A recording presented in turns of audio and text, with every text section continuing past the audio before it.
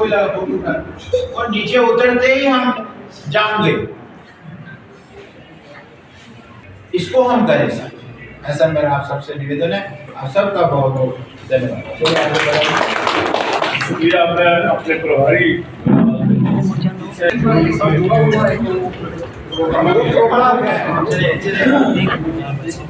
हमारे बीच में यहाँ के माननीय विधायक श्रीमान रणधीर सिंह जी, हमारे प्रदेश के महामंत्री श्रीमान गोपाल महाजन जी, हमारी पार्टी के पूर्व प्रदेश अध्यक्ष पूर्व में MLA श्रीमान रविंद्र रैना जी, पार्टी के बड़े ही सीनियर लोग सभी यहाँ बैठे हैं, पार्टी के मंडल अध्यक्ष, जिला के पदाधिकारी। जिस तरीके से माननीय अशोक जी का हम सबको मार्गदर्शन मिला कि जिला के अंदर किस तरीके से हमें कार्य करना है और कहाँ कहाँ हमारी कमियां हैं, उनको कैसे दूर करें, मैं सबसे निवेदन करूंगा कि इस जिले के अंदर बड़े अच्छे कार्यकर्ता और बड़े ही सीनियर लोग भी हमारे बीच में बैठे हैं। हम सब लोग मिलकर के पार्टी के साथ नए लोगों को जोड़ने का भी कार्य करें। आज हमारे भारतीय जनता पार्टी के एक विधायक हैं और आने वाले समय में भारत माता की जय। जितना बोलेंगे मुझे लगता है आज मेरे लिए बड़े सौभाग्य की बात है। पहली बार मैं गोपाल महाजन जी कुशवा के रहने वाले भारतीय जनता पार्टी के हमारे आदरणीय सेनापति महामंत्री जी उनके श्रीवास में मैं भी आज उनके साथ प्रवास कर आदरणीय सेनापति महामंत्री श्रीमान अशोक जी, भारतीय जनता पार्टी के जिला के यशस्वी अध्यक्ष भाई प्रीतम जी, हमारे पार्टी के पूर्व प्रदेश अध्यक्ष बड़े भाई रविंद्र साहब, हमारे यहाँ के विधायक ऑनरेबल रणधीर सिंह साहब, पूर्व में हमारे जिला के अध्यक्ष और बहुत ही बड़े कार्यकर्ता कैप्टन रमेश जी, लालकृष्ण जी, हमारे प्रभारी रणजीत सिंह जी साहब, ऐसा भी हम बैठे हैं, सामने बैठे जो आए हुए सभी भारतीय जनता पार्टी के प्रमुख कार्यकर्ता, जिलाओं के हमारे पदाधिकारी, मंडलों के हमारे अध्यक्ष, मंडलों के महामंत्री, मोर्चाओं के हमारे अध्यक्ष, और आए हुए मैं देख रहा हूँ माता शक्ति भी यहाँ पर है, महिला मोर्चा की अध्यक्ष भी यहाँ पर है।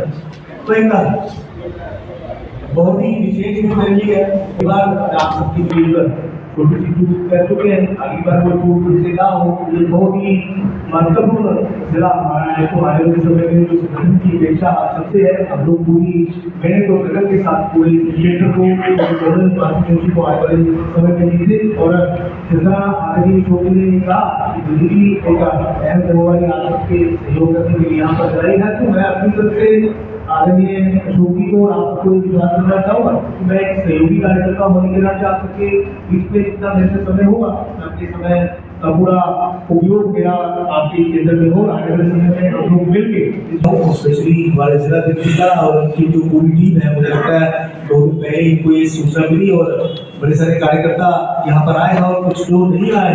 मुझे लगता है आज बहुत ही इम्पोर्टेंट बैठक, किंतु हम उनको हमारे MLA रणधीर जी से बात करूँ, कहेंगे कि 2 मिनट के लिए ये भी अपने विचार बोलेंगे 2 मिनट खुला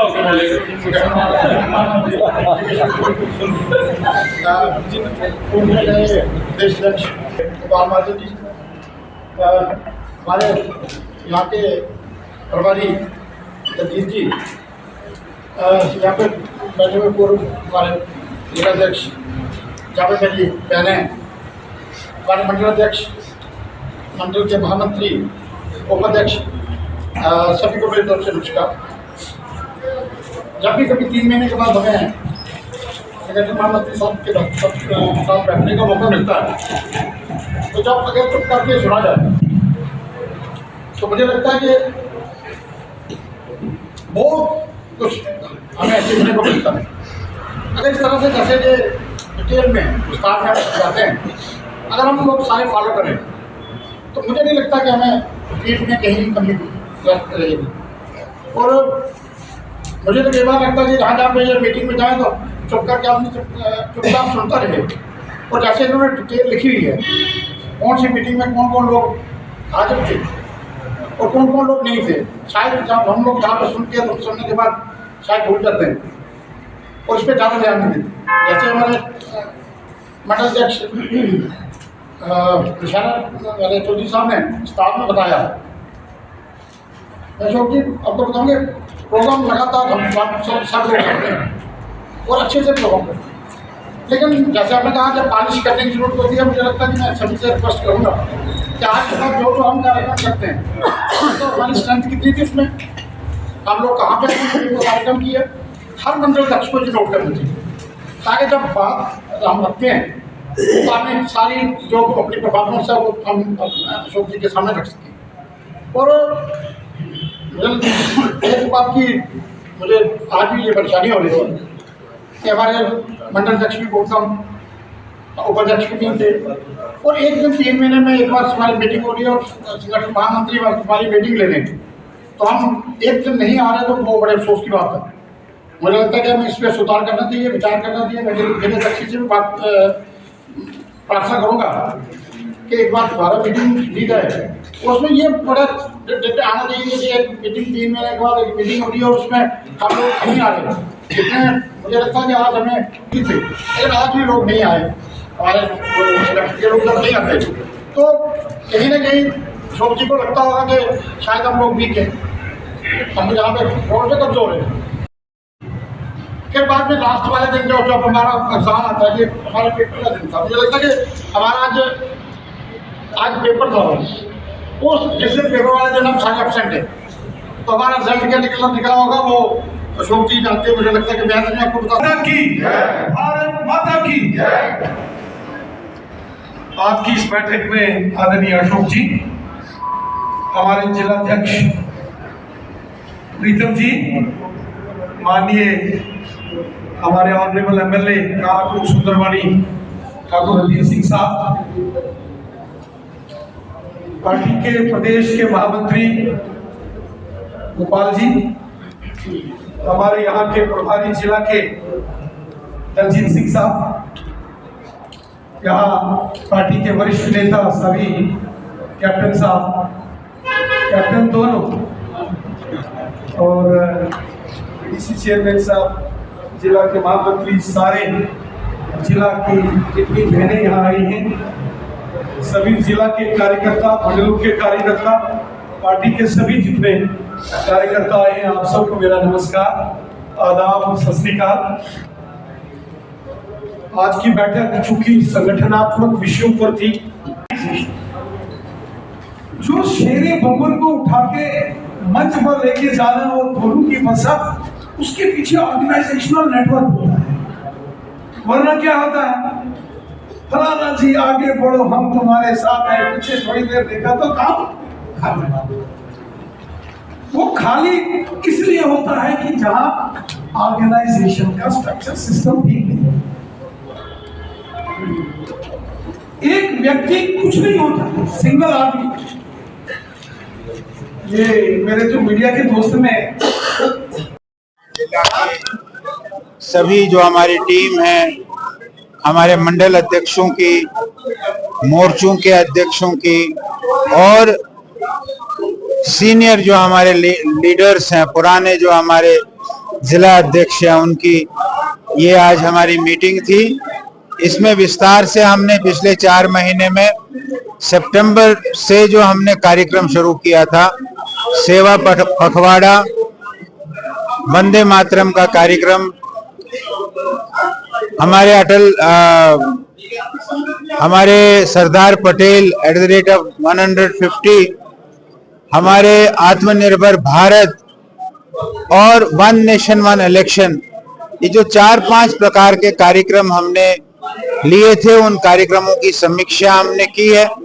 और मुझे बड़ा अच्छा लगा जब मंडल अध्यक्षों ने, हमारे ब्लॉक के प्रेसिडेंट्स ने रिपोर्टिंग की है, तो उन्होंने सभी कार्यक्रम, जो कार्यक्रम पार्टी ने बता दिए थे, वो सब कार्यक्रम उन्होंने किए थे, जो एक बहुत अच्छी बात है। हमारे 14 अगस्त को प्रधानमंत्री जी ने विभाजन विभीषिका स्मृति दिवस मनाने के लिए कहा है। हमारे मंडल अध्यक्षों ने उस दिन की चर्चा की और उस दिन उन्होंने अपने अपने मंडलों में अपना जो विभाजन हुआ है देश का 1947 में, और यहाँ के लोगों ने जो उसके कारण सहा, उसकी स्मृति में वो दिन याद किया है। इस प्रकार के कार्यक्रम जो उन्होंने बताए, और आगे का जो आत्मनिर्भर भारत है, उस आत्मनिर्भर भारत के आगे 20 से 24 तक हमारे कार्यक्रम होंगे। 25 तारीख को हम good governance day Atal Bihari Vajpayee ji की याद में मनाते हैं, वो कार्यक्रम भी हम मनाएंगे। और उसकी भी हमने चर्चा की। एक कार्यकर्ता जो यहाँ से सरदार पटेल @150, जो यहाँ से गुजरात करमसद, उनकी जन्मभूमि पर, और करमसद से सीधे जो स्टैच्यू ऑफ यूनिटी है वहां तक गया था। उसने अपने अनुभव सुनाए और 150 किलोमीटर वो पैदल चलकर स्टैच्यू ऑफ यूनिटी तक पहुंचा है। ऐसे कार्यकर्ताओं का, नौजवान कार्यकर्ता ने भी अपनी उसकी जानकारी यहाँ सबको दी है। इस प्रकार का ये संगठनात्मक बैठक, ऑर्गेनाइजेशनल मीटिंग हमारी थी। ऑर्गेनाइजेशन को और मजबूत करना, ऑर्गेनाइजेशन को और स्ट्रांग करना, ये हमारी बात थी। हमारे एमएलए ठाकुर रणधीर सिंह जी और नौशहरा से जो चुनाव लड़े थे, हमारे पूर्व अध्यक्ष, प्रदेश अध्यक्ष रविंद्र रैना जी भी इस बैठक में उपस्थित थे। उन्होंने भी अपने अनुभव सुनाए। सर, एक सवाल रहेगा, जम्मू का सबसे बड़ा मुद्दा इस समय माता वैष्णो देवी जो का, उस पर जो है कोई बात नहीं कर रहा। आखिरकार आपका क्या है? नहीं, उस पर बात करने या न करने की बात नहीं है। उस पर एक वहां के धार्मिक, सामाजिक, सोशल संगठनों ने एक आंदोलन चलाने की बात शुरू की है। वो आंदोलन चलाएंगे, हम उनके साथ है। और जो माता वैष्णो देवी श्राइन बोर्ड की ओर से जो थोड़ा, चाहे उनकी गलती के कारण, चाहे उनकी नजर न पड़ने के कारण जो हुआ है, उसको ठीक करने के लिए हम संघर्ष करेंगे और हम भी उनके साथ। के अंदर एक ऐसी पार्टी है, पूरे देश के अंदर एक ऐसी पार्टी है जो 24 घंटे जिनके कार्यकर्ता देश और समाज की सेवा का कार्य करते हैं। राजौरी पुंछ का एरिया हो, कश्मीर घाटी हो, डोडा किश्तवाड़ हो, जम्मू कठुआ या उधमपुर रियासी, पूरे जम्मू कश्मीर में भारतीय जनता पार्टी के कार्यकर्ता देश और समाज के प्रति अपनी जिम्मेवारियों का निर्वहन हमेशा करते हैं। यहाँ नौशहरा, सुंदरबनी, कालाकोट क्षेत्र के कार्यकर्ताओं की बैठक, पार्टी के संगठनात्मक, ऑर्गेनाइजेशनल जो तंजीमी काम है, उनको लेकर आज यहाँ पार्टी के कार्यकर्ताओं के साथ काफी डिटेल डिस्कशंस हुई हैं। और साथ ही साथ जिस प्रकार जम्मू कश्मीर के अंदर उमर अब्दुल्ला साहब की सरकार, जिनको 1 साल से ऊपर का वक्त पूरा हो चुका है, लेकिन समाज के हर कोने में, हर वर्ग में हाहाकार मचा हुआ है। जो वादे इलेक्शन के दौरान, जो मैनिफेस्टो नेशनल कॉन्फ्रेंस ने जारी किए थे, और जिन वादों के ऊपर नेशनल कॉन्फ्रेंस वोट लेकर आई थी, वो चाहे डेली वेजर्स को रेगुलराइज करना,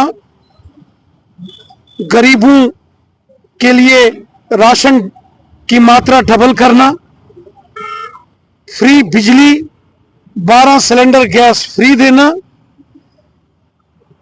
5 सालों में 5 लाख नौकरियां, मतलब हर साल 1 लाख नौकरियों का वादा, और 5 साल में 5 लाख नौकरियां, ये नेशनल कॉन्फ्रेंस के वादे थे। और उसके साथ साथ उन्होंने ये भी कहा था कि जो बेरोजगार नौजवान हैं, उनको महंगाई का महीने का भत्ता, वो सब वादे धरे के धरे रहे, झूठे वादे किए गए, जनता को गुमराह किया गया। जनता के साथ नेशनल कॉन्फ्रेंस ने धोखा किया और धोखे से झूठे वादे करके वोट तो उन्होंने लिए, लेकिन आज वो वादे पूरे नहीं हो रहे। वो वादे उनको पूरे करने पड़ेंगे, वरना गद्दी छोड़नी पड़ेगी। मेडिकल छात्रों को लेकर जो विवाद चल रहा है, क्या परमिशन जो है मिल पाएगी? देखिए, जहां तक माता वैष्णो देवी जो मेडिकल कॉलेज में एडमिशन्स का मामला है, संघर्ष समिति जो एजिटेशन कर रही है, जो बच्चे हैं उनके खिलाफ कोई नहीं। कश्मीर के बच्चे भी हमारे बच्चे हैं, कश्मीर के नौजवान भी हमारे देश के नौजवान हैं, वो भी हमारे शहरी हैं। कश्मीर के नौजवान भी हिंदुस्तानी हैं। जो संघर्ष समिति एजिटेशन कर रही है, वो एजिटेशन श्राइन बोर्ड के खिलाफ है। सवाल श्राइन बोर्ड से पूछे जा रहे हैं। अब जिन बच्चों की एडमिशन हुई है, वो चूंकि नीट का एग्जामिनेशन नेशनल लेवल पर होता है, उसमें कोई बच्चों का कसूर नहीं है। जिन बच्चों की वहां एडमिशन हुई हैं, उनके खिलाफ कोई नहीं है। लेकिन सवाल श्राइन बोर्ड से पूछे जा रहे हैं। लेकिन चेयरमैन तो एलजी साहब हैं, आखिर ये केवल एक रात में नहीं हुआ है। जब यूनिवर्सिटी को एस्टैब्लिश करने का एक्ट असेंबली में पास किया गया था, उस दौर की बात है। उस दौर से इस मामले को देखा जाना चाहिए था। क्योंकि ये आस्था का विषय, लोगों की व्यक्तिगत धार्मिक भावनाएं जुड़ी हैं, इसीलिए संघर्ष समिति श्राइन बोर्ड से सवाल पूछ रही है। जो कश्मीर के बच्चे माता वैष्णो देवी मेडिकल कॉलेज में जिनकी एडमिशन हुई है, बच्चों के खिलाफ कोई भी नहीं है। बच्चों के खिलाफ किसी ने एक शब्द भी नहीं बोला है। वो भी हमारे बच्चे हैं, हमें उन बच्चों की इज्जत है, रिस्पेक्ट है। कश्मीर भी हमारा है, कश्मीर के नौजवान भी हिंदुस्तान के शहरी हैं। लेकिन सवाल श्राइन बोर्ड से पूछा गया है कि श्राइन बोर्ड ने आस्था और धार्मिक भावनाओं के साथ खिलवाड़ क्यों किया है। श्राइन बोर्ड को जवाब देना है, बच्चों का इसमें कोई कसूर नहीं। भाजपा संघर्ष समिति के साथ खड़ी है। देखिए, आपने देखा होगा कि इन सारे विषयों की चर्चा की गई है, और मुझे लगता है कि इस सारे मामले को पॉलिटिकल एंगल से नहीं देखा जाना चाहिए। This is not an political issue. जो श्राइन बोर्ड और संघर्ष समिति की बात होनी चाहिए और श्राइन बोर्ड को जवाब देना चाहिए। सर, आपने यहाँ पर सुंदरबन में एक कॉलेज बनाया था, लेकिन उसके बाद ना तो मेडिकल मिला, ना ही कमर्स मिला, ना ही यहाँ पर प्रोफेसर है। कहीं ना कहीं यूथ के साथ खिलवाड़ है। ये सुंदरबानी का जो डिग्री कॉलेज है, इसको बड़ी शिद्दत के साथ, बड़ी मेहनत करके, बड़े संघर्ष के बाद हमने बनाया था। हमारी कोशिश थी कि आईटीआई के पास जो पुलिस विभाग की जगह है, यहां बनाया जाए। लेकिन चूंकि ये जो यूजीसी के नॉर्म्स थे, उसके तहत ये जगह कम पड़ती थी। खुद यहाँ एजुकेशन मिनिस्टर आए थे। फिर ये जगह ठंडा पानी, वहां 90 कनाल जमीन आइडेंटिफाई की गई। आज एक भव्य कॉलेज बन के वहां तैयार है, और मैं देखता हूं कि रजौरी तक बच्चे यहाँ पढ़ने के लिए आते हैं। रही बात साइंस स्ट्रीम की, जिसका आपने जिक्र किया है, ठाकुर रणधीर सिंह साहब जो कि यहाँ के ऑनरेबल एमएलए हैं, और हम देखते हैं कि दिन रात सुंदरबानी कालाकोट क्षेत्र के विकास और यहाँ के लोगों की भलाई के लिए जी जान से काम कर रहे हैं। पिछला जो असेंबली का सेशन था, जो कश्मीर में हुआ, मैंने खुद देखा कि ठाकुर रणधीर सिंह साहब ने उस असेंबली सेशन में सुंदरबानी डिग्री कॉलेज की बात पूरे दमखम के साथ की थी। ठाकुर जी लगे हुए हैं, और यकीनन यहाँ मेडिकल, नॉन मेडिकल और ये सारे डिपार्टमेंट्स जरूर आएंगे। ठाकुर जी लेकिन हम के जलवे को सारी दुनिया जानती है। समझेंगे आखिर कब तक आएंगे।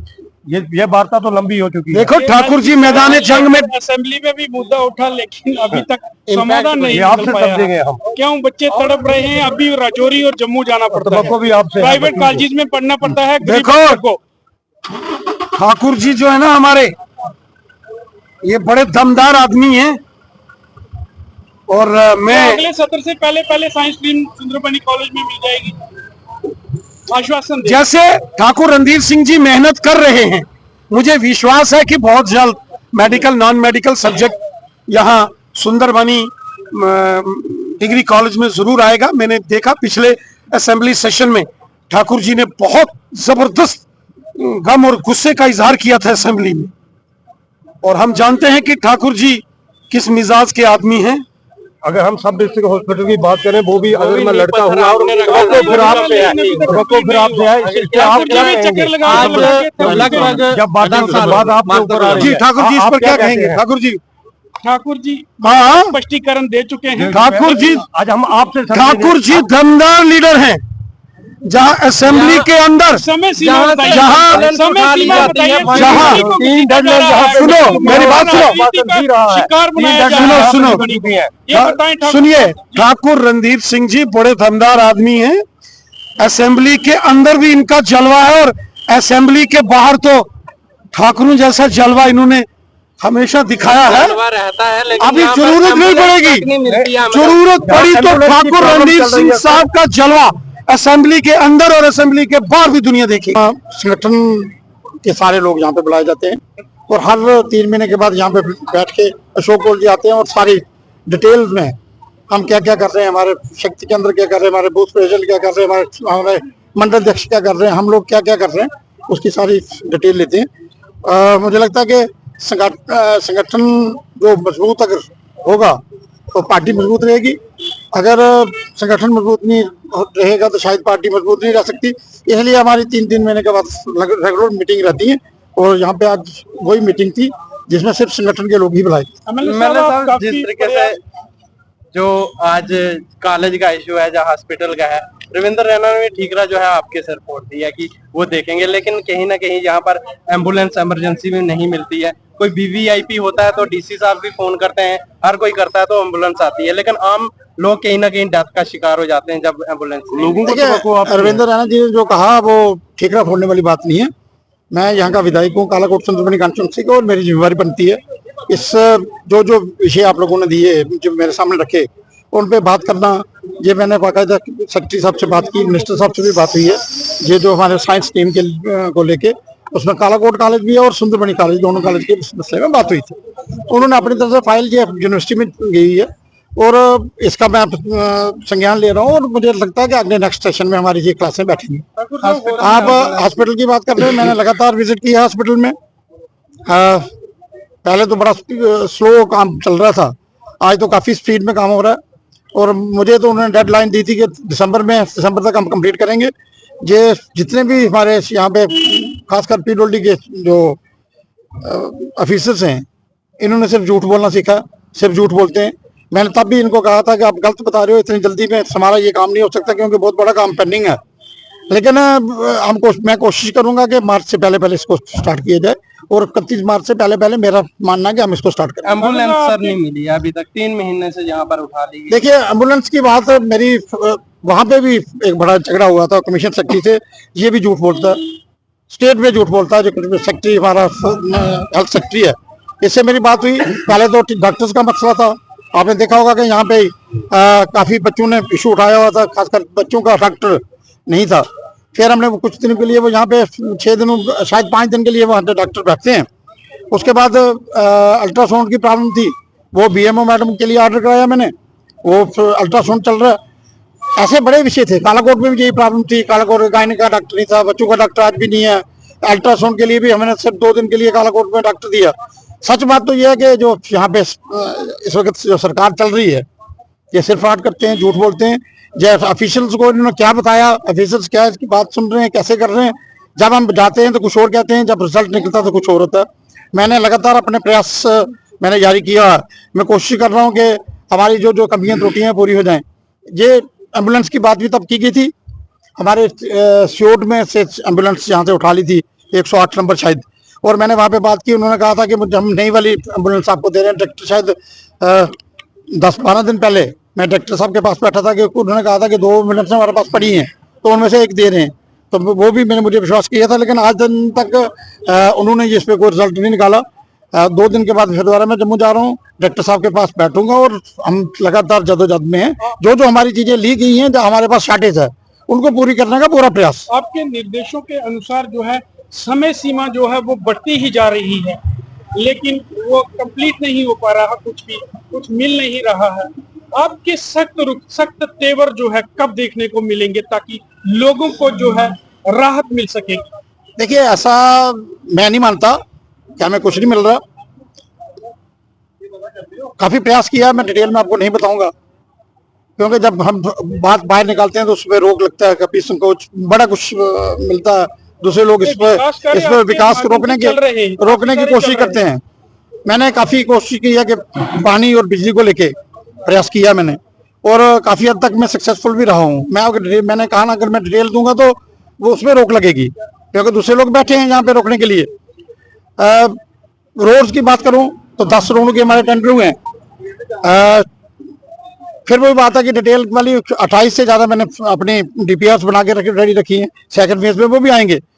मतलब कहने का मतलब कि हम अपना काम कर रहे हैं, और जो खासकर पीएमजीएसवाई की रोड है उसके लिए मैं प्रधानमंत्री श्री नरेंद्र भाई मोदी जी को मैं धन्यवादी हूँ, क्योंकि अगर पीएमजीएसवाई 4 नहीं आता तो शायद हमें रोडें नहीं मिलती।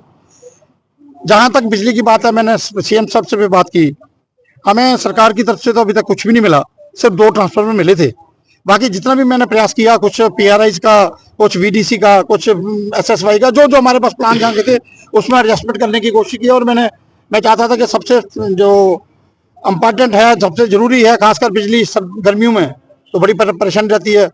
पीएचई का भी आपने देखा होगा क्या क्या कंडीशन है, 1.5 महीने से 2 महीने से इन्होंने पानी लोगों को नहीं दिया। तो मैंने फिर बहाना एक लगाते थे कि हमारे जो नाले के पास वाले डगवेल्स हैं उसमें मलबा भर गया। मैंने वो भी देख के उनका भी एक संविधान निकाला, वहां पे कुछ स्लज पंप करके एक सुंदरबनी सब डिवीजन के लिए और कालाकोट एक सब डिवीजन कालाकोट के लिए दिया। तो प्रयास जारी है कि जो झूठ बोल रहे हैं, जो काम मुझे कहते हैं कि नहीं हो पा रहा, मैं कोशिश कर रहा हूँ कि उसको नया रखा जाए। बस सिर्फ अफसोस इस बात का कि सरकार ने जो भी पैसे फंडिंग की, खासकर पीएचई मैकेनिकल में शायद 36 लाख कुछ हजार रुपया दिया, वो हमें 1 रुपया भी कालाकोट सुंदरबनी कॉन्स्टिट्यूंसी को नहीं दिया गया। वो सारे के सारे नौशहरा में चले गए। पानी की वाटर टैंकर की बात करूं तो एक वाटर टैंकर नहीं आया, वो भी पुराना भी नौशहरा में और दूसरा वाला भी नौशहरा में, नया वाला भी नौशहरा में चला गया।